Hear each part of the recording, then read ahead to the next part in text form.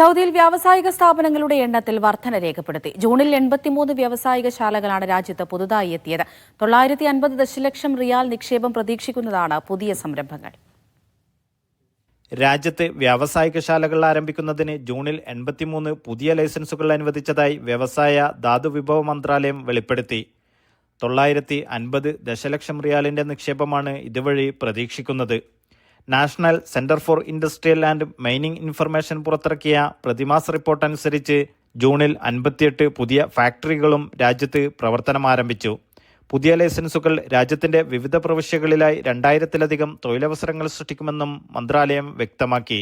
സൗദിയുടെ ഉൽപാദന മേഖലയുടെ സുസ്ഥിര വളർച്ച, ലൈസൻസുള്ള ഫാക്ടറികളുടെ യഥാർത്ഥ ഉൽപാദനക്ഷമത, മേഖലയുടെ സ്ഥിരത എന്നിവ റിപ്പോർട്ട് വ്യക്തമാക്കുന്നു.